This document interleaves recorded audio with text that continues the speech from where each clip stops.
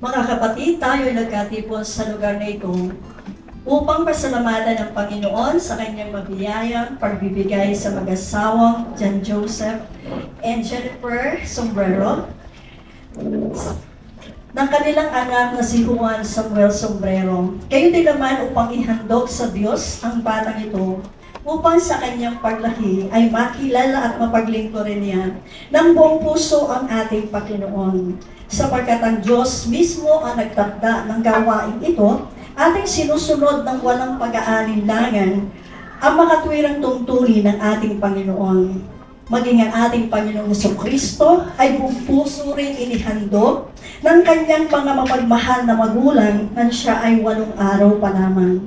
Sa makatuwid, isang dakila ang sagradong gawain ng pagtatalaga ng isang bata sa ating Panginoong Diyos. Purihin ang ating Panginoon. Pwede na po muna kayong nakaupo. Handog po ay sa puso ng ating Panginoon. Nandun ang kanyang paghahangad na pagpalain. Si Juan na ating po na siya ay ating po ihahandog sa ating Panginoon. Ayan.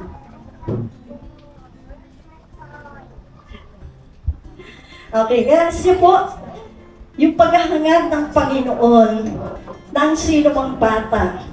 O kahit sabihin na po natin na nasa edad na, ano man po ang edad natin, ang nais po ng Panginoon ay matutunan po natin ihandog ang ating mga buhay sa Kanya. Sabi po sa Aklat ng Roma, Kabanatang 12, yung una po, yung isa, sabi niya doon, alang-alang sa masaganang habag ng Diyos, ialay ninyo ang inyong buhay bilang haing handog na buhay, banal at kalugod-lugod sa Kanya.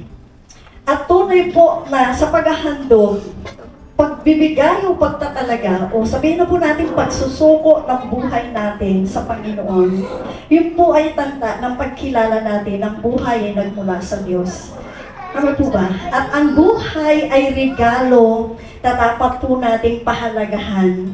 At yung uri ng pamumuhay na ayon sa kanyang kalooban upang ating pong matanggap ang kanyang biyaya at pagpapala, siyempre po yung pabor. Ano po?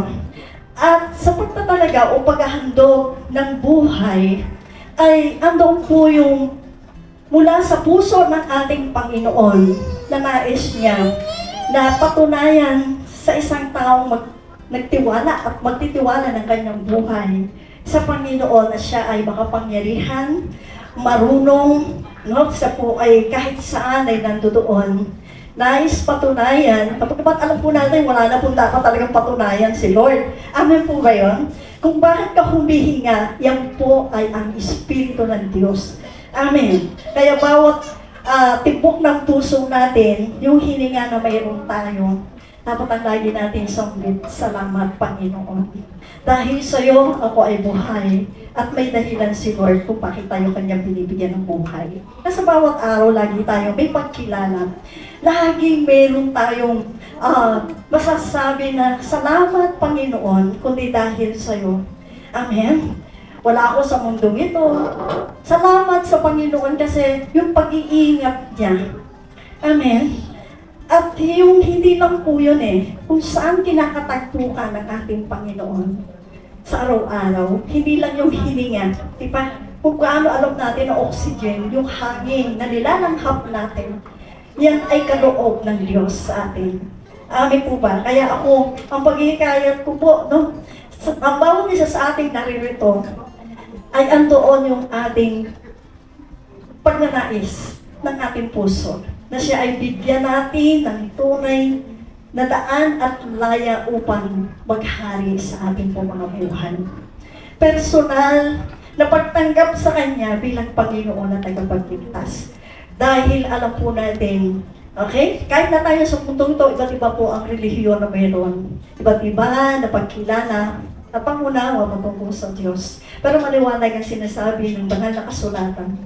Amin po ba? Alang-alang sa masagalang habag ng Diyos, ialay ninyo ang inyong buhay bilang haing handog na buhay, banal at kalugod-lugod sa Diyos. At alam naman po natin, ang napakatagal na kasaysayan totoong nangyayari na ang pagsasakripisyo ng ating Panginoong Diyos sa krus ng Kalbaryo. Ang kamatayan po niya doon, amen, at ang pagkabuhay na muli ng Diyos, ay masasabi po natin, maangkin natin pag-asa na ibinubukas ng Diyos. At yun ay ang ating, maipapakita natin po yun kapag sa ating mga puso ay ating siyang tatanggapin bilang Panginoon at tagapagligtas. Ano po ba? Okay, kaya purihin ang ating Panginoon, tayo po'y naririto. Magandang pagkakataon na nakapakinig tayo ng maikling salita mula sa Biblia. Amen. Salamat ka sa birthday ni Juan Samuel. Okay, at sa kanyang dedication day, dahil nagkatipon tayo sa lugar na ito, at purihin ang ating Panginoon. Ako naniniwala na sa oras na ito, kasama natin ang kanyang presensya. At mula sa kalangitan, tayong lahat ay nakikita. Sa paningin ng Panginoon, nakikita niya tayo. At sa buhay natin ay wala tayong maitataguan man. Amen. At salamat sapagkat ang Diyos natin ay maawai, mapagmahal. Pag tayo lumapit sa Kanya, amen, at may pagkukulang, may pagkakamali, handa magpatawad ang ating Panginoon. Amen po ba yan? So, kaya nga, pagtungkol naman po sa paghahandog sa isang bata, ang ating Panginoon na nangusap, na sabi niya, ang bata ay, ang kaharian ng Diyos ay para sa lahat ng bata. Pag titingnan po natin ng isang bata, pag panlilipat siya, di ba? Lalo na kapag ang environment niya o ang mga magulang ay totoong nakakakilala sa Panginoon, laging may kalakip na panalangin. Nasa sinapupunan pa lang, Lord, ang anak ko na ito magiging mabait, magiging matalino, magiging malusog. Ito po ang mga panalangin, di ba? Kaya pag lumabas siya, talagang kakikitaan mo na talaga na ma-amaze ka how good our God is and how awesome our God is. Amin po ba yun? Kasi pag tinignan mo siya, maiiyak ka na lang.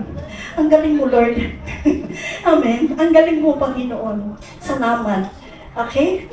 At ang bata po ay malapit sa puso ng ating Panginoon sa pagiging inosente, walang alam, lalo na kapag siya ay, yun nga, sabi ko kanina, sa sinapupunan pa lang ay mayroon na kaagad panalangin kung ano ang nais ng mga magulang na paglabas ng bata ng kanilang nagsanggol ay yun ang gusto nilang maging, amen, yung gusto nila na anak ko mabait, ganito, ganyan, lahat ng mabuti. Siyempre, mas lalo kong higit si Lord. Amen? Dahil si Lord, kapag lumikha, kapag siya'y nagbigay, nagregalo, lagi natin masasabi, perfect. Ganap. Amen po ba yan? Kaya sa totoong ganap at patuloy na magiging ganap. Kasi sabi nga ng Genesis 1:26, na sila pinagkaisahan po nila, let us make man in our own image and likeness. And we know our God, He is good, He is awesome, He is everything, di ba? Parang lahat na lang ng katangian nasa Panginoon. Aside from being so all-powerful. Amen po ba? So, we can trust God sa anumang po nating ipagkatiwala sa Kanya. Amen po ba? Yung buhay natin, talagang si Lord lang makakapag-ingat ng lubusa. Amen po ba yun? So, sa isang bata na pagkakaroon ng innocent, no? Na talagang nakikitaan mo siya ng, yung minsan parang medyo may mali ng konti. Pero maintindihan mo kasi bata pa yan eh, di ba? Wala pa siyang buwan. Kaya nga po, ang tungkulin ng mga magulang sa pagpapalaki, hindi basta ibigay ang lahat ng gusto. Ano ba yan? Kundi siyempre, humihingi ng wisdom from the Lord. Lord, paano po namin palalakihin ito? Tulungan mo po kami, Holy Spirit, para mapalaki ang batang ito ng ayon sa iyong kalooban. Amen po.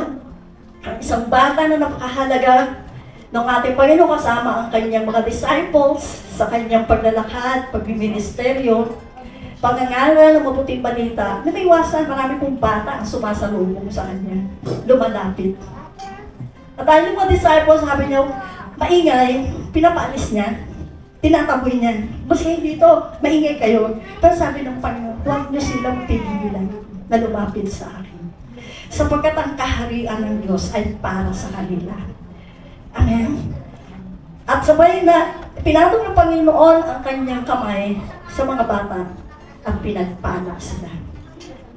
pinagpala. Si Juan Samuel sa ating pong sama-sama na pananalangin upang siya ay i-dedicate o ihandog sa ating Panginoon. Okay? Na si Samuel sa pag-iingat ng ating Panginoon.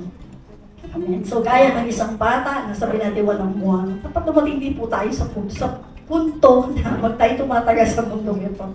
We are so innocent of evil things or sinful things.